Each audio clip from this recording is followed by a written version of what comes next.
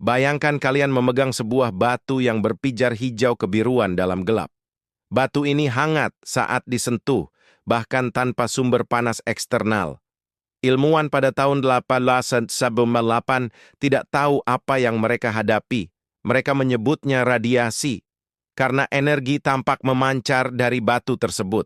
Marie Curie, yang menemukan fenomena ini, akan menghabiskan hidupnya mempelajarinya. Dan pada akhirnya, radiasi yang sama akan membunuhnya.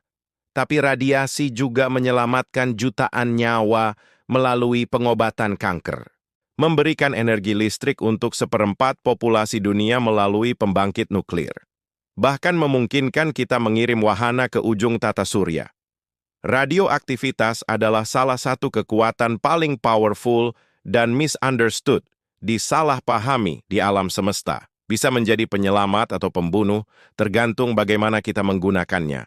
Hari ini saya akan membawa kalian menelusuri kisah radioaktivitas dari penemuan yang mengubah sains, eksperimen berbahaya yang membunuh penelitinya sendiri, hingga bagaimana teknologi nuklir modern benar-benar bekerja dan mengapa ketakutan kita terhadapnya sering tidak berdasar sains. Penemuan yang mengubah fisika. Tahun 1896, Henry Becquerel secara tidak sengaja menemukan radioaktivitas. Dia menyimpan uranium di laci bersama pelat fotografi yang terbungkus rapat.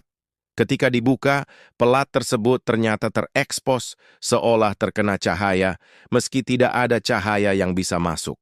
Uranium memancarkan sesuatu yang bisa menembus bahan dan mempengaruhi pelat fotografi. Marie Curie, ilmuwan Polandia yang bekerja di Paris, tertarik dengan fenomena aneh ini. Bersama suaminya Pierre, dia mulai meneliti mineral yang mengandung uranium. Mereka menemukan sesuatu yang mengejutkan. Beberapa mineral lebih radioaktif daripada uranium murni. Artinya, harus ada elemen lain yang lebih kuat. Setelah mengolah ton material mineral dalam kondisi yang brutal, Marie akhirnya mengisolasi dua elemen baru, polonium dan radium. Radium terutama sangat radioaktif, jutaan kali lebih kuat dari uranium. Dalam gelap, radium berpijar dengan cahaya hijau kebiruan yang menakjubkan. Tampak seperti magic, seperti sesuatu dari dunia lain. Marie Curie menjadi wanita pertama yang menerima Nobel Prize, dan satu-satunya orang yang menerima Nobel di dua bidang berbeda, fisika dan kimia. Tapi dia membayar harga mahal untuk penemuannya. Dia sering membawa tabung radium di sakunya dan mencatat bagaimana tangannya melepuh dan terluka. Dia pikir ini hanya iritasi ringan. Dia tidak tahu radiasi perlahan menghancurkan tubuhnya dari dalam. Eksperimen berbahaya dan korban yang tidak tahu. Awal abad ke-20, sebelum bahaya radiasi dipahami, terjadi beberapa kasus yang sekarang terdengar mengerikan. Radium dianggap zat ajaib yang memberi energi dan kesehatan. Produk radium dijual bebas, pasta gigi radium, krim wajah radium, bahkan minuman energi yang mengandung radium. Yang paling tragis adalah kasus Radium Girls. Para pekerja pabrik yang melukis angka pada jam dengan cat radium agar berpijar dalam gelap. Mereka diberi instruksi untuk meruncing kuas dengan bibir mereka, yang berarti menelan radium setiap hari. Dalam beberapa tahun, tulang rahang mereka mulai hancur, gigi rontok, dan tubuh mereka benar-benar membusuk dari dalam. Ketika mereka mencoba menuntut perusahaan, mereka diberitahu tidak ada yang salah dengan radium. Bahkan pengadilan awalnya menolak kasus mereka. Baru setelah beberapa meninggal dengan cara yang mengerikan, komunitas medis mulai mengakui bahaya radiasi. Korban Radium Girls akhirnya menjadi martir yang memaksa regulasi keselamatan kerja di seluruh dunia. Marie Curie sendiri meninggal tahun 1934 dari anemia aplastik sumsum tulangnya hancur oleh radiasi yang dia ekspos selama puluhan tahun. Catatan laboratoriumnya, bahkan buku resepnya, masih terlalu radioaktif untuk disentuh hari ini. Mereka disimpan dalam kotak berlapis timbal dan hanya bisa diakses dengan perlindungan khusus. Bagaimana radioaktivitas benar-benar bekerja? Tapi apa sebenarnya radioaktivitas? Pada level atom, beberapa elemen memiliki inti atom yang tidak stabil. Inti ini secara spontan pecah atau meluruh, decay, melepaskan energi dalam bentuk radiasi. Ada 3 jenis utama. Radiasi alfa adalah partikel besar yang mudah diblokir, bahkan kertas bisa menghentikannya. Tapi jika masuk ke tubuh, sangat berbahaya. Radiasi beta adalah elektron berkecepatan tinggi yang bisa menembus kulit, tapi dihentikan oleh aluminium tipis. Radiasi gamma adalah gelombang elektromagnetik energi tinggi yang bisa menembus hampir semua bahan, butuh timbal tebal atau beton untuk menghentikannya. Konsep penting adalah waktu paruh, half-life. Ini adalah waktu yang dibutuhkan untuk setengah dari material radioaktif meluruh. Uranium-238 punya waktu paruh 4,5 miliar tahun. Hampir seumur bumi. Itu sebabnya masih ada uranium di planet kita. Tapi radium-226 punya waktu paruh 1,2 tahun. Dan beberapa isotop hanya beberapa detik. Inilah yang membuat limbah nuklir challenging. Beberapa produk fisi punya waktu paruh puluhan ribu tahun. Kita harus menyimpannya dengan aman untuk periode yang lebih lama dari seluruh peradaban manusia yang tercatat. Ini adalah tanggung jawab yang kita wariskan ke generasi yang bahkan bahasanya mungkin tidak bisa kita pahami. Kekuatan nuklir, energi dari atom. Tapi radioaktivitas juga membuka sumber energi paling powerful yang pernah ditemukan manusia.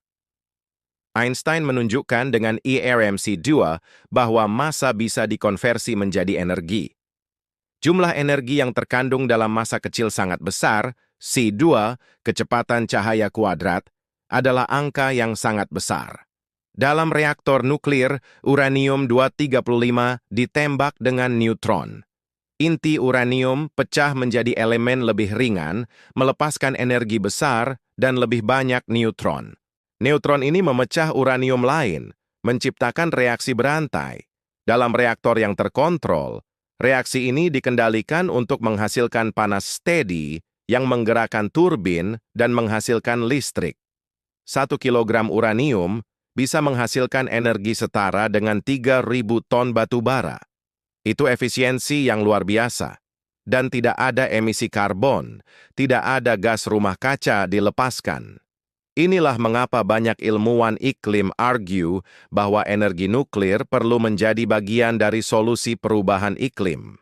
Tapi ketakutan publik terhadap nuklir sangat kuat, sebagian besar karena asosiasi dengan bom atom dan kecelakaan seperti Chernobyl dan Fukushima.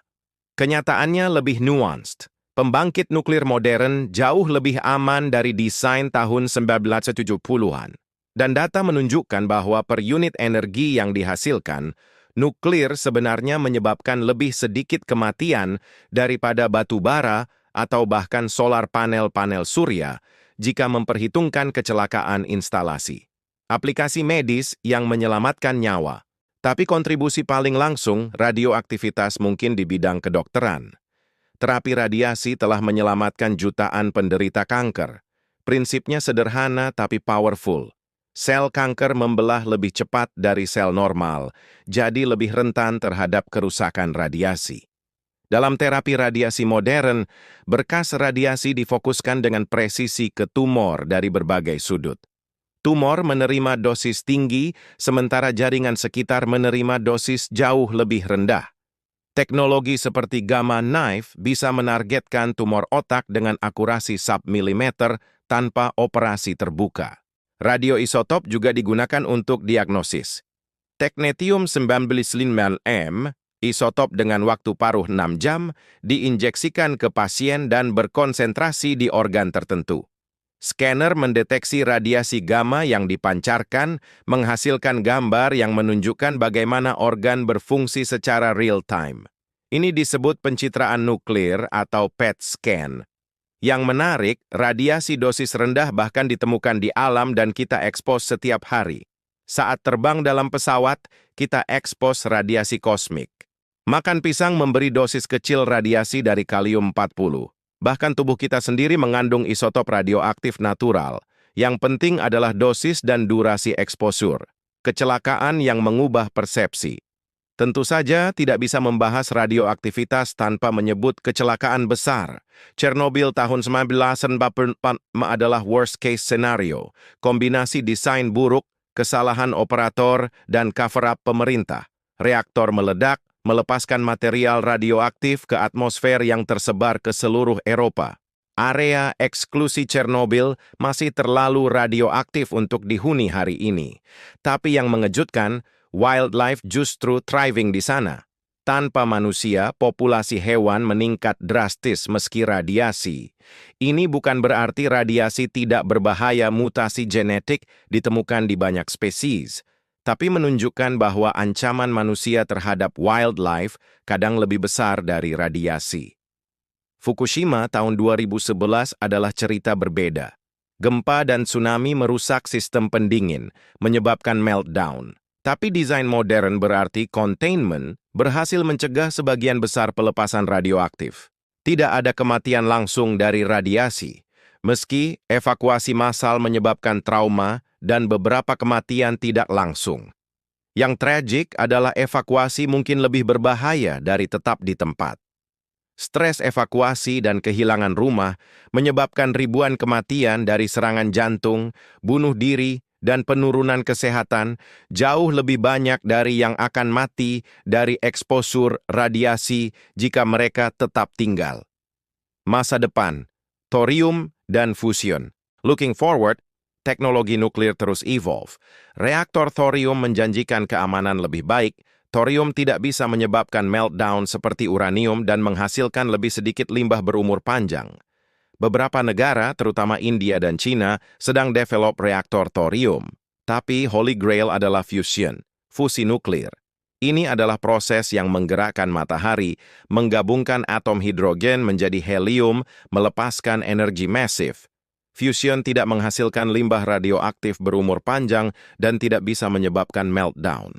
Bahan bakarnya, deuterium dan tritium, bisa diekstrak dari air laut. ITER, eksperimen fusion internasional terbesar, sedang dibangun di Prancis. Jika berhasil, bisa mengubah energi landscape selamanya. Tapi fusion sangat sulit, membutuhkan suhu ratusan juta derajat dan tekanan ekstrim. Joke di komunitas fusion adalah fusion selalu 30 tahun lagi. Karena sudah diprediksi sejak 1950-an tapi belum tercapai. Kesimpulan, menghormati kekuatan. Radioaktivitas adalah salah satu kekuatan paling powerful di alam semesta. Powerful dalam arti bisa menciptakan atau menghancurkan. Marie Curie membayar dengan nyawanya untuk memahaminya. Radium Girls mati karena ketidaktahuan tentang bahayanya. Chernobyl menunjukkan konsekuensi kesalahan dengan teknologi ini. Tapi radioaktivitas juga menyelamatkan jutaan nyawa melalui terapi kanker, memberikan energi clean untuk miliaran orang, dan membuka pemahaman kita tentang struktur materi di level paling fundamental. Seperti api atau listrik, radioaktivitas adalah tool berbahaya jika disalahgunakan, revolusionary jika digunakan dengan bijak. Apa pendapat kalian tentang energi nuklir sebagai bagian dari solusi iklim atau concerns tentang safety dan waste lebih besar? Tulis di komentar. Like jika kalian belajar sesuatu baru tentang radioaktivitas, subscribe untuk sains yang nuanced dan evidence-based, dan share ke yang tertarik dengan teknologi powerful yang shape our world. Sampai jumpa!